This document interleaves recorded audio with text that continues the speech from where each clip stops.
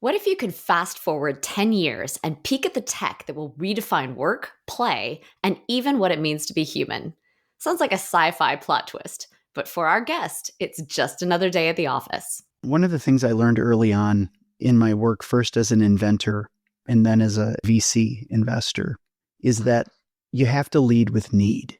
You really need to resist the temptation to run whiteboard markers in hand straight to solutioning.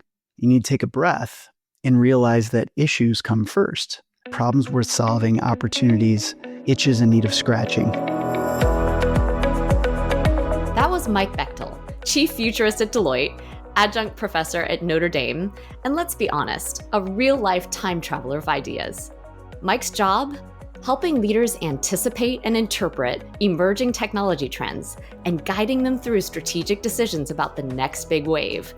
From his days as a sci-fi loving kid in the 80s to earning patents and now advising Fortune 500 companies, Mike's journey is a masterclass in curiosity, courage, and effective communication. I'm Kim Christfort, Chief Innovation Leader for Executive Accelerators in the Deloitte Greenhouse. You're listening to Breakthrough by Design, where we chat with a diverse array of guests, from scientists to CEOs, academics to athletes, exploring what it takes to get to breakthrough. All right, Mike, this is going to be all about you now. Kim, I want to meet that fella you mentioned in the intro because he sounds considerably cooler than me. I'm just a guy. I will say, Mike, I'm so delighted to welcome you to Breakthrough by Design. We've obviously known each other for a while, but reading through your profile officially, I had the same thought. Who is this guy? He's amazing. I had only a small little glimpse into how cool your job is and your life actually more broadly. Oh, well, gosh. I think aw shucks is the best practice response to that kind sentence. Kim, I feel like, the number one question that I get in my work is, what the heck's a futurist? What the heck is a futurist? Well, right. Because half of any counterparty, right, is leaning in like, oh, I bet this is going to be quite interesting. And then the other half is invariably leaning back, arms crossed, scowl.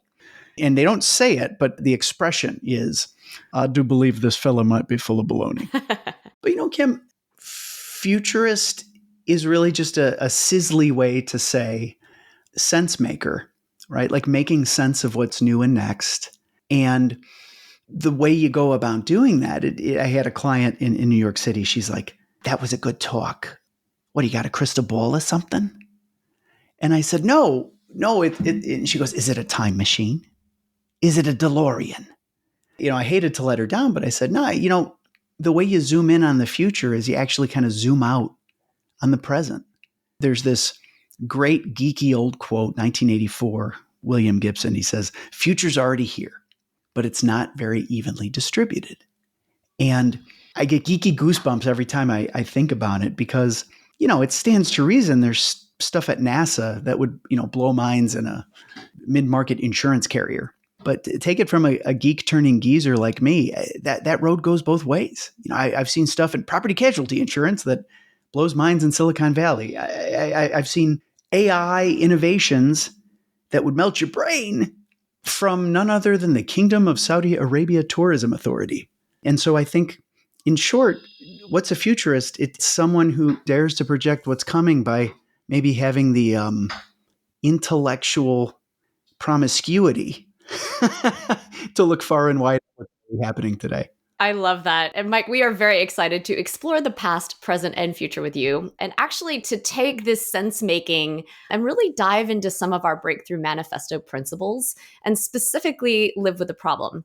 Because I know that sometimes people are so eager to get to that future and just jump ahead to what is that crystal ball telling us. But actually spending time exploring the problem we're trying to solve for or the data that surrounds us can actually reveal new dimensions and perspectives and opportunities. I mean, you sort of had me at hello, I think, with that insight and that framing, Kim, because one of the things I learned early on in my work, first as an inventor and then as a VC investor, is that you have to lead with need. You really need to resist the temptation to run whiteboard markers in hand straight to solutioning. You need to take a breath and realize that issues come first. right? Problems worth solving, opportunities, itches in need of scratching, as I like to call them. And I was reading about a lot of the great inventors and innovators over human history. And there's a great biography about Leonardo da Vinci. And in it, the author talks about how Leonardo believed that to really understand a problem, you had to look at it from at least 3 different perspectives. And it was one of the reasons he was not just an engineer, but an artist and a poet and a biologist and all this stuff. And it got me thinking maybe a folksy telling of that tale. My old business partner used to say, Mike, you can't read the label when you're sitting inside the jar. And so I'd love to, hear from you, Kim. Like, does that resonate with you and your breakthrough manifesto mojo? I definitely relate to that. And it's interesting because I hadn't made this connection until you just said it, but one of the stories recently that has, and it's a story that's been around forever, but it's come up now in the context of how you live with a problem and why, and that is the parable of the elephant. And you probably know this story. It's in so many cultures at times that, there's different versions of it, but the basics are the same. You essentially have several blind men, and they hear that this magnificent creature is coming to their town, never before seen. And they want to go and check this creature out. And so they go and, one of them touches a part of the animal and says, this is a snake. It's so flexible. And another touches a different part and says, oh, this is a fan. It's wide and it can create air. And another one says, oh, this is a wall. It's so solid and, robust and it doesn't move at all. And of course, they're all around an elephant. They're all seeing different parts of an elephant. But I think it's a very apt comparison about the importance of different perspectives because, even if we see a problem very accurately, we may be only seeing one side of it that leads us to conclusions that may or may not be the full picture. The reason that parable is so timeless is I feel like that's always been true and always been good advice, right? Multiple perspectives and cross-pollination between disciplines and silos is generally a beautiful thing. But I have to tell you, throwing my future guy hat back on, in this AI moment, I think multiple perspectives and breadth generally matters more than ever. Because definitionally, AIs learn, match, and exceed our ability to do any known thing. And so to a machine, the difference between checkers and chess and quantum physics, it's just sort of like easy, medium, medium plus, right? Like it's common. It's coming for the knowns. And so to me, it feels pretty clear that the province of people is going to be in creating the news, right? In building progress against the unknowns. And where does that come from? It's exactly what you said. If it's a bunch of blind individuals who are stuck in silos, they're going to lose in a foot race to a robot. But if it's people who are pulling off those sort of blinders and laddering up, they're going to have a better time. So I think it's never been more important to be kind of a polymath and a connector than it is in this AI moment. I agree. And actually, I'd like to take this opportunity to actually go back to your early experiences, because I think that your polymath nature actually came about through such a diverse range of things, from consultant to inventor to investor. Can you talk about how those diverse perspectives really came together and how they're serving you now as a futurist and professor? For sure. I'm blushing. It's not often you get to be on radio with someone who just says, talk about yourself. So thank you. So to the chagrin of everyone, I'm going to start this in 8th grade, but I promise it won't be long-winded. In our little 8th grade yearbook, it was more of a pamphlet, right? I grew up between a steel mill and a landfill in the southeast side of Chicago, so we made do with the pamphlet. I remember I found the 8th grade booklet, and I said I wanted to be either a computer engineer or an entertainer. And I just thought that was so funny looking back, because I thought, who would have thunk I might have found the option to shoot the curl and do a little bit of both. The reason I open with that story is I loved reading and writing and communicating and that sort of liberal artsy mojo from the jump. But I was coached and told by guidance counselor after guidance counselor, those careers cost money and the STEM careers made money. And so, I passed go and collected that $200 by learning enough tech to get by. Now, granted, I was an anthropology major, who had spent enough time in the computer lab building Doom servers, to pass as a geek. But what I started to see, Kim, was over 20 years of serving on the advisory board at my university's business school. It felt like the number of employable majors kept shrinking like a game of musical chairs every year, right? It was like, we'll take any kind of a smart kid to, yeah, could you be business? To, how about finance? To, how about quantitative finance? At some point, it felt like, can you have a Nobel Prize? Could you? And what I think I recognized amidst that backdrop of narrower and narrower and narrower paths was that some of the most interesting and I think pioneering people were the ones who were mashing up unexpected adjacencies, right? And so in my 20s, I apologized for being the liberal arts kid who was a developer and a techie. By my 30s, I realized that was a low-key superpower. So I became a chief technology officer at a not-for-profit, in part because I spoke, arts and humanities and education, but I came in techies clothing, right? It was on the back of that I co-founded a venture capital firm whose very thesis was, let's play matchmaker between unusual suspects, right? Let's find the real estate startup that unwittingly built the cure for the insurance giant. With a little bit of polish and rhetoric, we could make supply and demand where none had been. And so I think it was on the back of that whole journey, a kind of art of the possible as an inventor and then art of the profitable as an investor, where I said, oh my goodness, what am I really? I'm a guide on the side who can help business leaders make heads or tails out of what has legs and what not so much. I love that positioning. And also, it's really interesting how your career journey in many ways is a version of living with the problem. You didn't just sort of say, oh, I got to go be that finance focused person who's going to get the Nobel Prize to get a job. You sort of, took a moment to reflect on what is it you're actually bringing to the table and where could that create value. And, it's brought you then to a path that made you realize it wasn't just value for you, but value for others. Well, at the time, it all felt like a bit of a random walk. And I don't want to say that it was completely random, but I don't want to pretend for a second that like my life's journey has been strategic and filled with intentionality. For me, it was really, okay, I know I want to do something that helps others and makes the world a better place. And it's the mother of all cliches, but it's true. I wanted to make a mark. Great. But I also didn't want to be broke. I mean, I think that's a good goal. I mean, it is. But think about it. Like as kids and as students, as I've come to learn it, you tend to get painted. I call them the 4 big dumb buckets of advice. One of them is, heal the world. It's like, okay, got it. The other one is follow the money. The other one is, follow your dreams, your passions, as it were. And then the fourth one is sort of do what differentiates you, right? Like follow your skills, follow your edge. Back to your question, Kim, about the journey to current, what I found was I think I had an early hunch that I'd only ever sleep well at night if I could somehow get to 4 for 4. But I also realized that that was the hardest work in the world. But on the flip side, good news, you have a lifetime. And so each of those moves from liberal arts into technology, that was a way to check the pay the rent bucket and the fun skills bucket.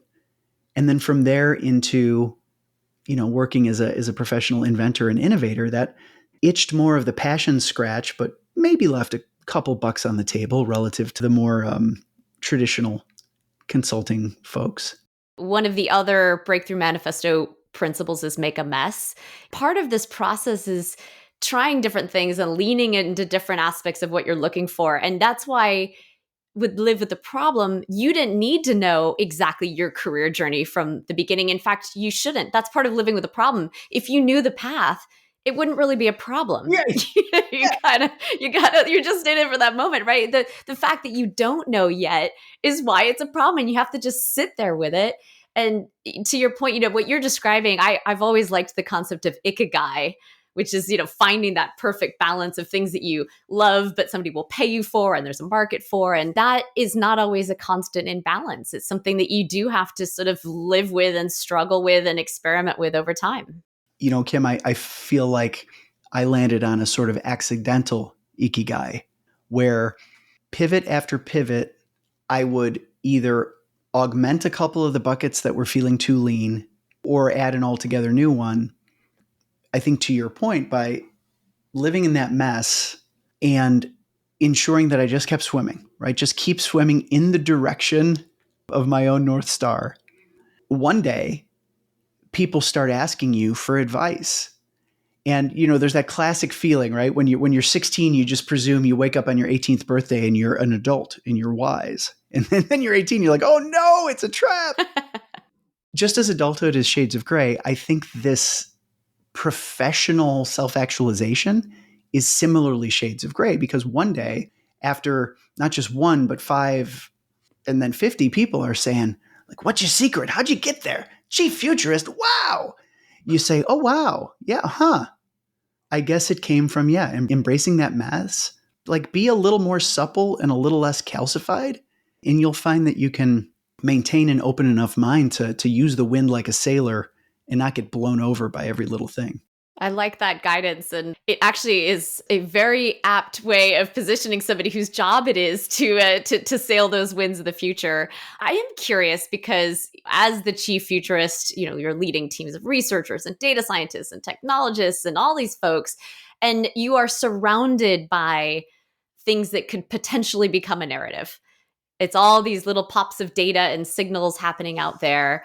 And I'm curious how you do become the sense maker in that. Are there some frameworks or mental models that you and your team rely on when you're evaluating these trends and these data points? And how do you figure out where you should put your focus? That's such a cool question. And it's such a righteous Kim question, and I'm here for it.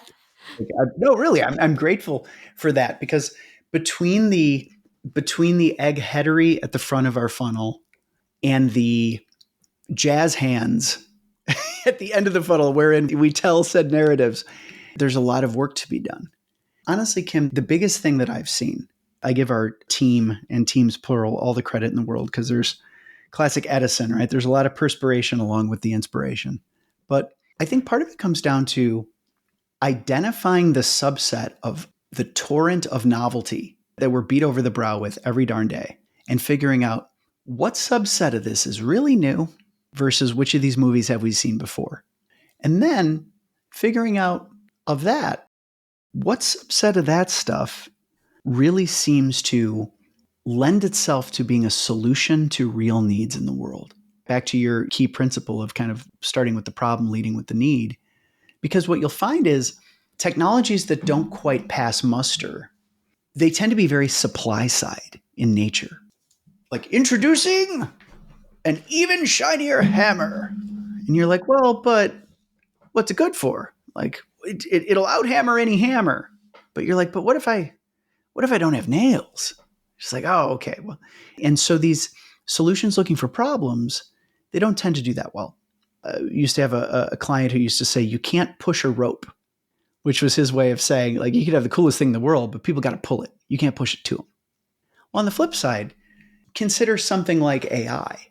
I remember being at my Aunt Teresa's house on the southeast side of Chicago. She was a retired ceramicist, and my Uncle Larry, her husband, was a retired forest preserve worker, right? So it was with their backgrounds in tow that you can imagine my surprise when, as she's putting sweet potatoes on my plate, she goes, did you hear robots can like paint pictures and write poems now? It's nuts. And I'm thinking, well, as a professional, yes, I'm aware. Thank you, Aunt Therese. But my inner dialogue was, whoa, this thing has escaped containment and it's live in Gen Pop. Why?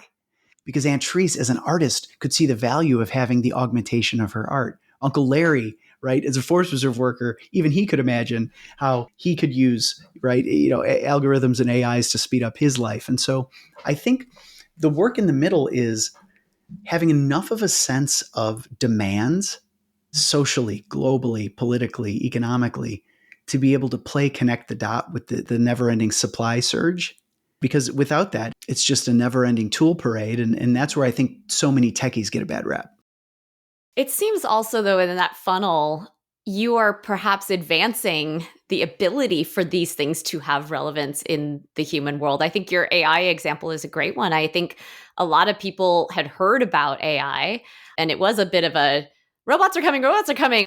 And then you started having applications that people saw value in, but you also had storytellers like you telling us how those things could have value in our lives. And as importantly, where we as human beings still brought value to those things.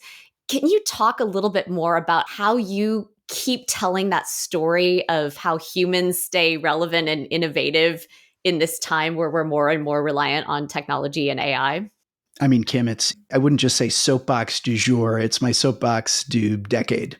As the AI wave has intensified over the last couple of years, one of the things that I really believe, having had a front row seat to the future for over 25 years, is that I think thing one, it's always been AI, right? Like AI is the marketing term, the quick cognitive handle we're putting on this moment.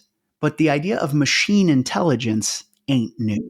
We've had a reasonably straightforward evolution of machines getting smarter for 50 years.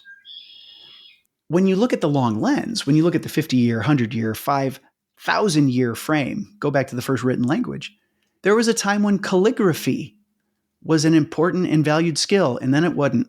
And it wasn't the end of humankind. Why?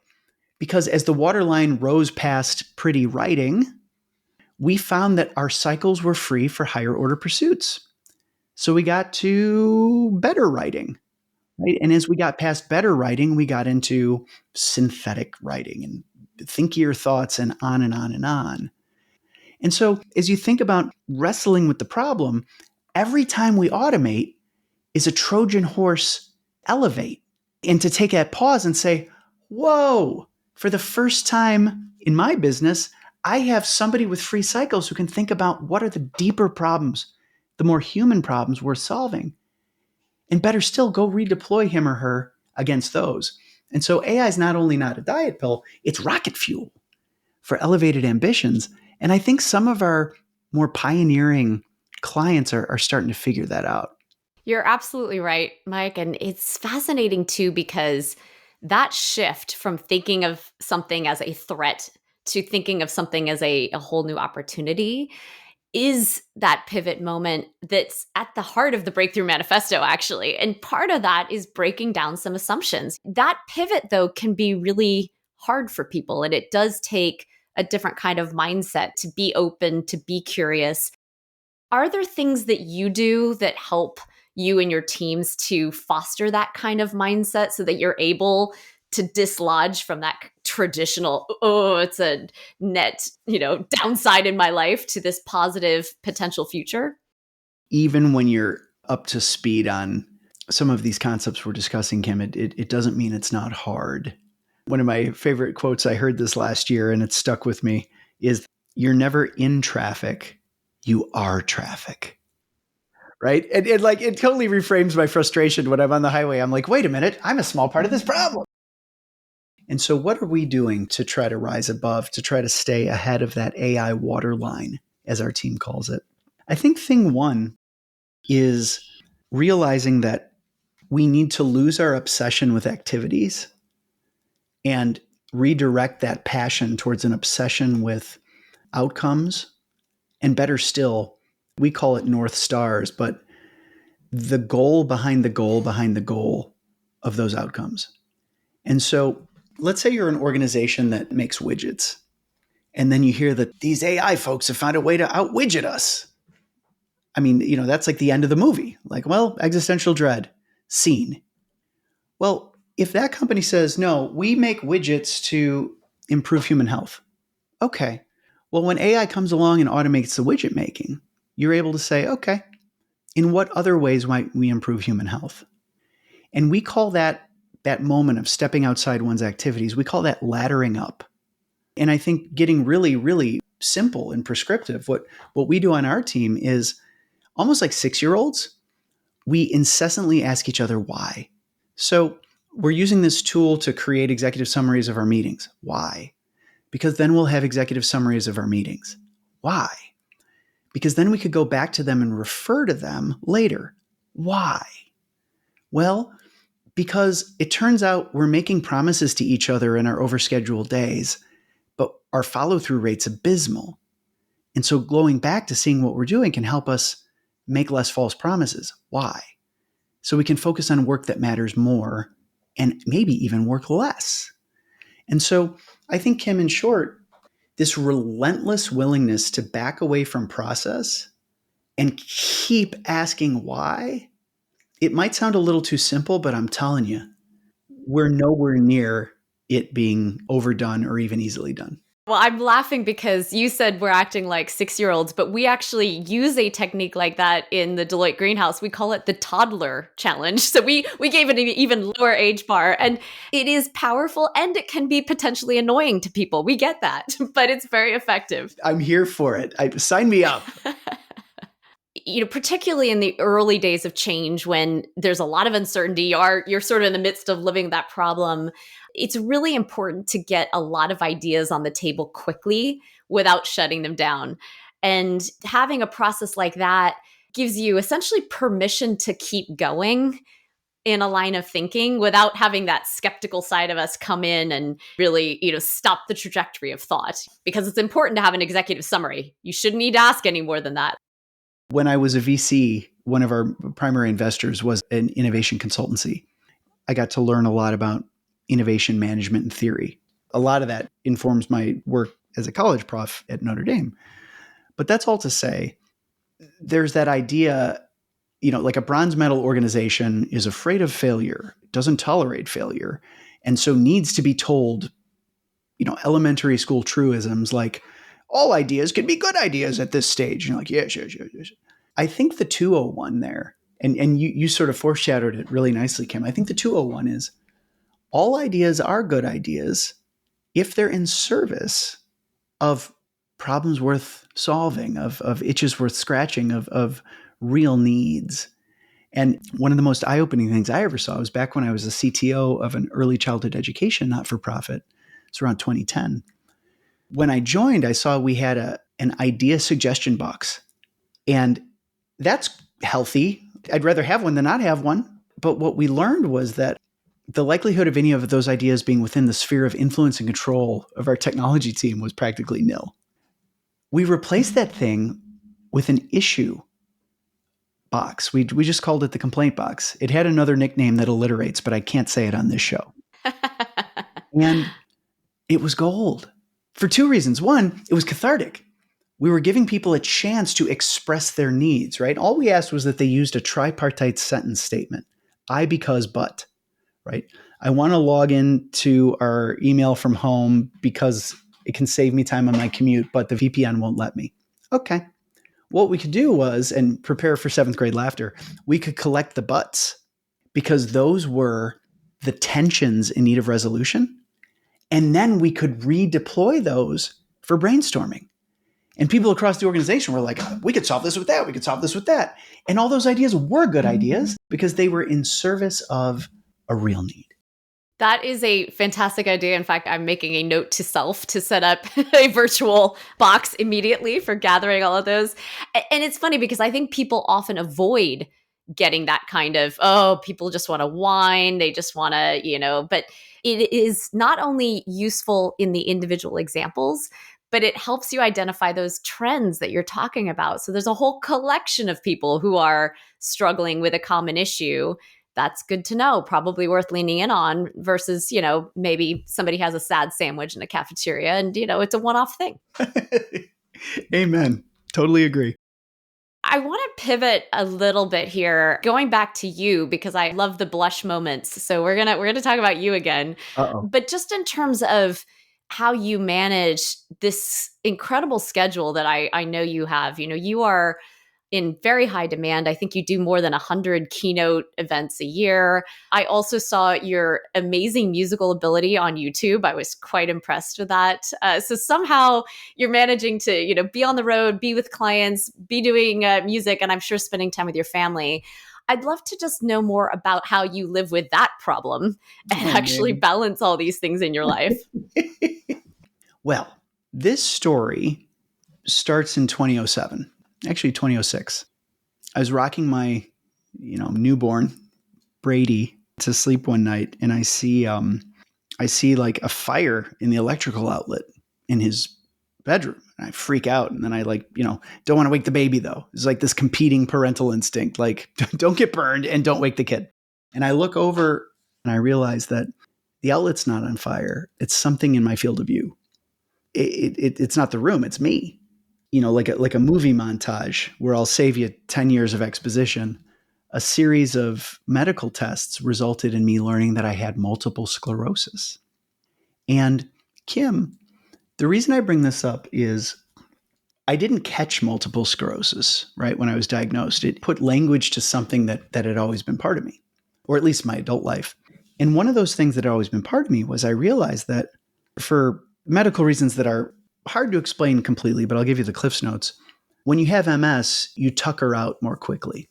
Your body has to run the electrical signals harder than it should to kind of get the stuff from stem to stern. And what I learned, Kim, from that was there was this like really profound feeling of self-awareness where I realized I needed to find a way to be more efficient with the time I do have where I have energy, because the universe hasn't built me in a way where I can check email after dinner or log on for calls at silly o'clock at night or the morning.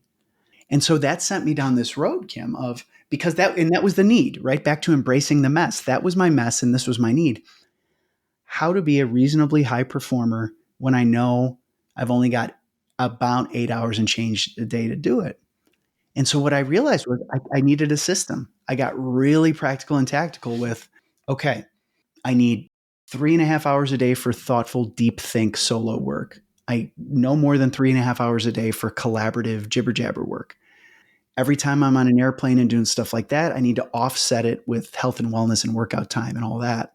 And I think what it created for me, Kim, was a scaffolding that maybe paradoxically, it shows up in the world as like, man, that guy's busy. He's got it together. In truth, this is me up to my neck in the mess of what does it mean to be a professional when you've really only got 40 hours of battery a week.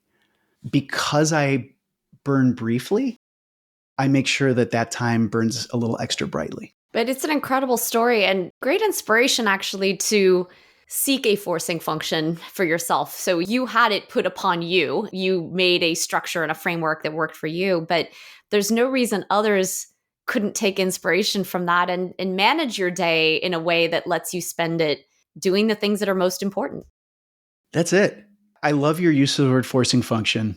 I'm giving you like a nerdy high five because from one creator to another, like, there's cliches aplenty here, right? Lemons into lemonade. And those are true.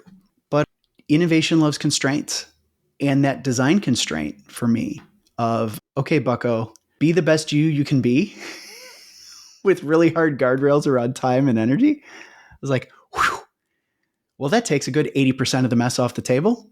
I'll be that guy. I'd love to explore whether you have a specific example, because I think part of having a very well-managed schedule is that you want to make the best use of the time. And so it could be tempting to maybe not live with the problem, rush to that solution because I only allocated 2 hours for this, So how do you balance this very healthy management of your time with the need perhaps to let things take the time they need to take?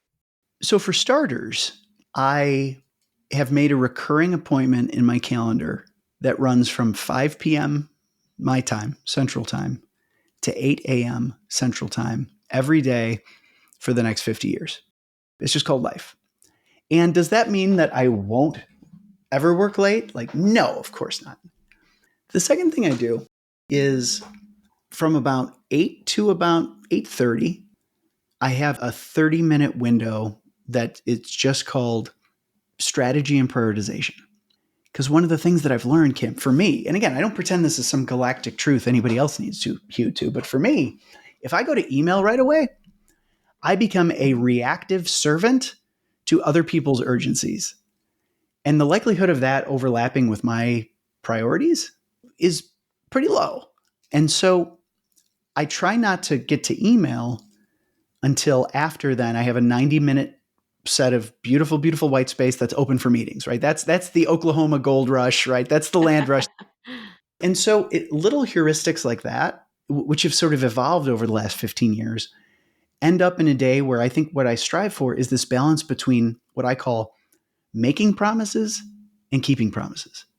And so what I find is if I have half as many meetings, but I follow through with that space to do the stuff I say I'm going to do, everybody has a better time. You are speaking my language. I am a big believer in tightly managing your time because it's all you have, really.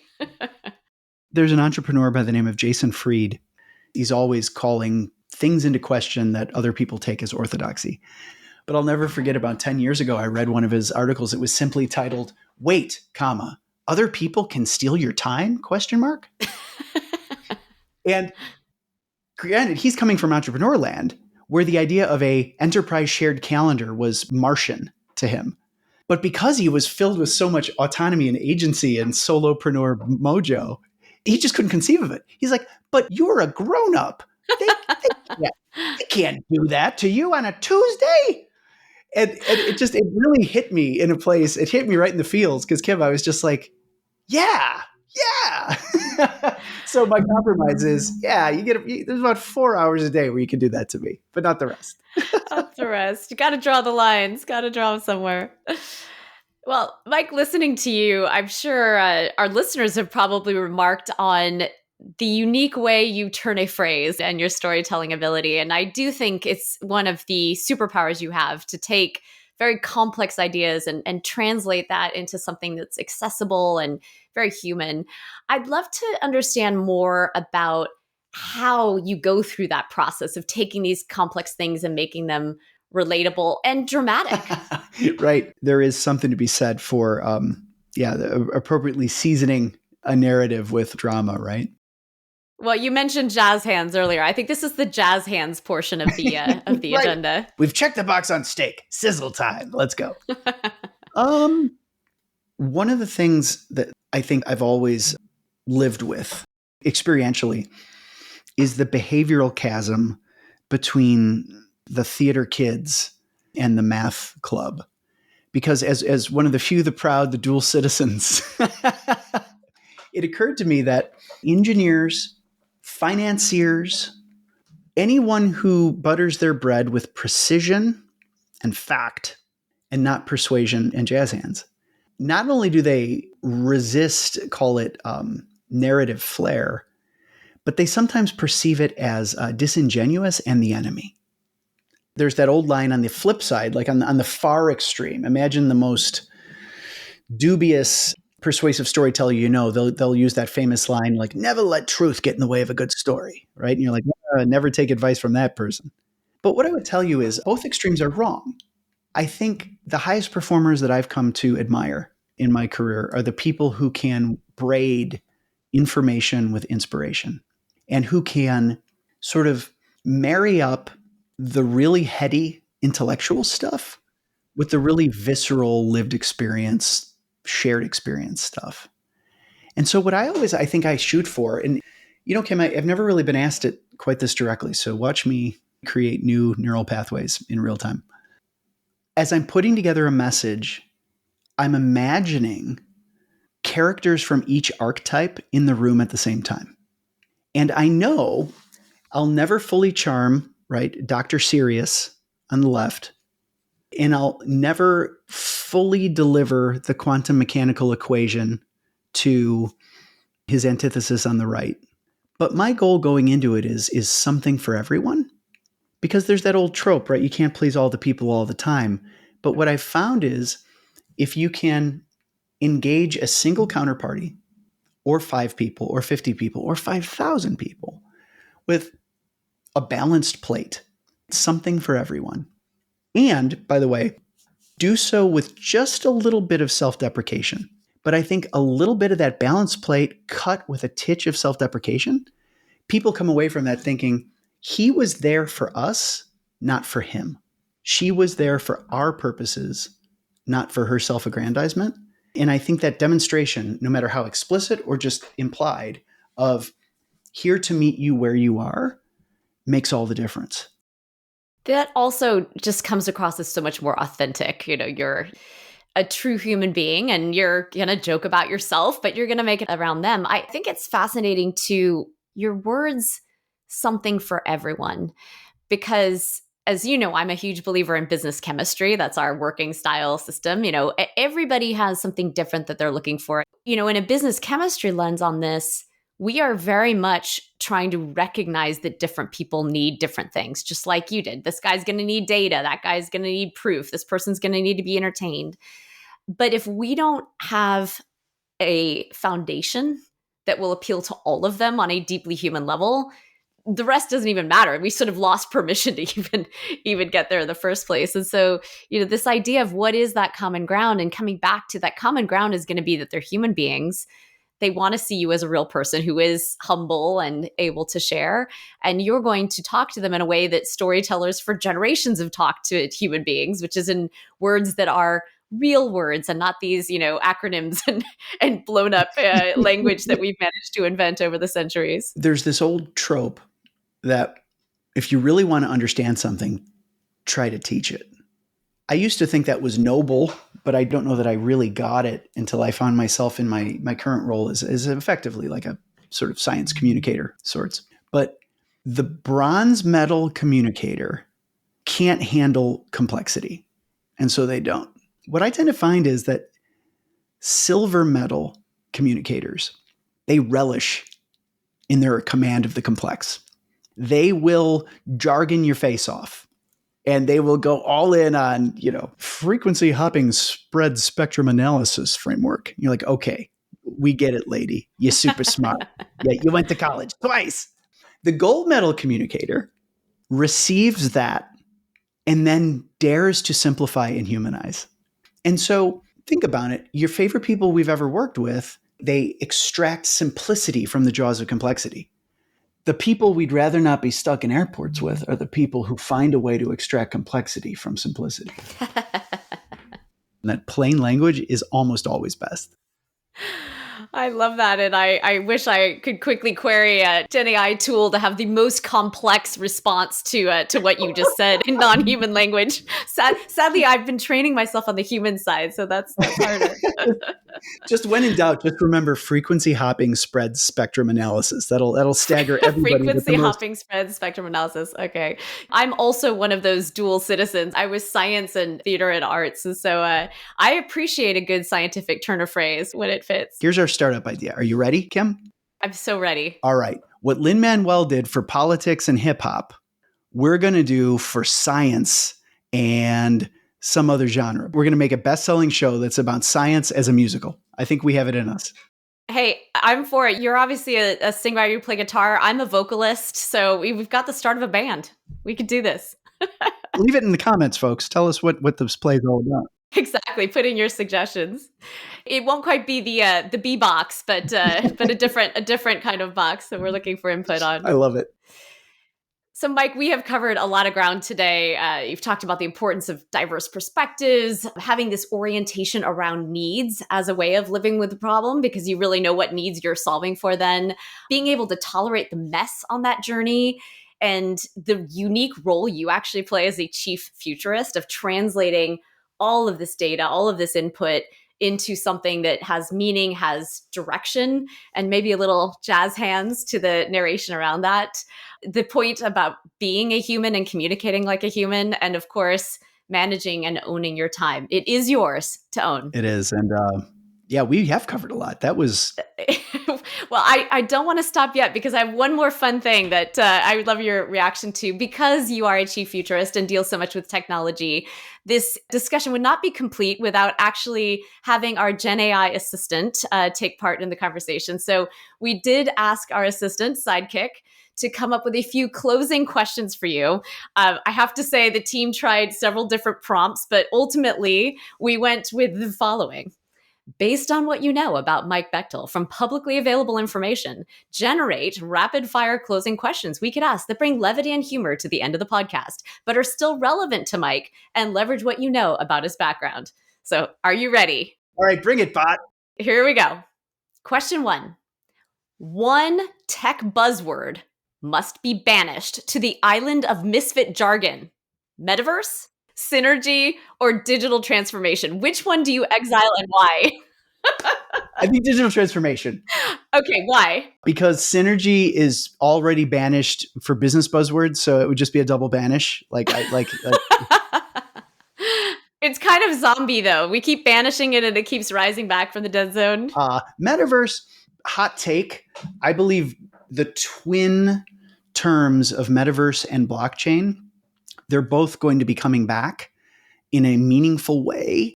There's that famous hype cycle, right? Where of, the peak of inflated expectations, the trough of disillusionment.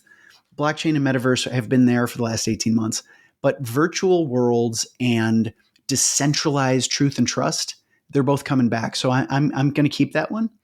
But yeah, digital transformation bums me out because I just feel like anything anybody has done with tech since 1957 is that. And so it's hard for me to get excited about that when it's everything. That makes sense. All right, I'm going to give you one more. Okay. What is one piece of quote unquote old technology that you secretly wish would make a comeback and why? This is fun. Oh, old tech. Yeah. This is like super nostalgic and just like personal, but I used to love, it was like 10, 11, 12. We had a Commodore 64 computer. Nice. It was wild. My band, we wrote a song about the Commodore 64 10 years later. That's not important right now. But what I loved about it was back to design and constraints, right? Because that thing could do so little, you were able to dream so big. So I remember like making like text adventure video games and then having my dad play them. And he's like, what do I do? You're in a dark room and there's a sword. What do you think you should do? He's like, I don't know. I'm like, pick up the sword. And so I think that idea of like the super limited, like the old school computer palette of just like you and the command line, that would be a wild thing to see come back. Well, there's a lot more room for your imagination. And I think we're now in the age of the masterful prompt, which in some ways is just that open-ended command line. Probably could build a Commodore 64 emulator with a thought after this righteous discussion, Kim. How about you? Do you have one? I feel compelled to ask you that same question. Do you like any old school tech that would put a smile on your face? I have to admit, I always liked the flip phone just because it looked cool to sort of flip open your phone. And they still exist. I know. I just don't have one of them. But I used to have a very early printer that was a special kind of like laser style printer. But the reason it was cool is it actually faded over time. And so my friends and I would use it to send secret messages to one another because you could type it. You had the OG Snapchat? Yes! But it was fabulous because I actually discovered it in a bad way. I wrote an essay, which then disappeared 2 weeks later. And it was an odd excuse. It wasn't the dog ate my homework. It was my printer didn't actually like hold the print. But once we knew that was the situation, yeah, we'd use it to write messages and they'd disappear. So passing notes in class, what note? It's just a blank piece of paper. Oh, man. That is a beautiful, beautiful answer. I want to ask a last question because we asked this of everyone on the show, and I'd love to hear your take. What does breakthrough mean to you? Oh, man, that's good. To me, a breakthrough is anything that moves beyond the sort of calcified bounds of continuous improvement, that rejects inertial success in favor of a radical rethink. And so, there's that old cheese ball quote. It's a great quote, actually. It's all respect. Orrin Harari is a VC and Stanford prof. He said, the electric light did not come from the continuous improvement of candles. There were a lot of people working to improve candles until they weren't. There are a lot of people continuing to optimize the internal combustion engine. Probably not for long. And so to me, a breakthrough is something that rethinks the problem en route to radically rethinking the solution. Such an appropriate response for an episode really digging into living with the problem. So thank you for that. Mike, it has been such a pleasure. We loved having you on the show. And I wish you much luck in managing that beautiful calendar of yours and in helping to shape the future. Kim, thanks for having me. And white space is always yours. Exceptions, no bounds when it comes to jamming with you, my friend. Excellent. Thank you. Time always flies by when I'm talking to Mike. He shared so many insights on the power of being curious and adaptable. in an AI and technology-enabled world. That taking space to live with a problem, leading with a need, embracing the mess, and pausing to ask why can lead to meaningful breakthroughs. My favorite takeaway? Innovation loves constraints, and sometimes the best way to move forward is to pause, live with a problem, and let a little bit of jazz hands into your storytelling. If you want to learn more about Mike and other leaders who are shaping tomorrow, visit breakthroughmanifesto.com. Thank you for listening to Breakthrough by Design, where we believe everyone has the potential for breakthrough.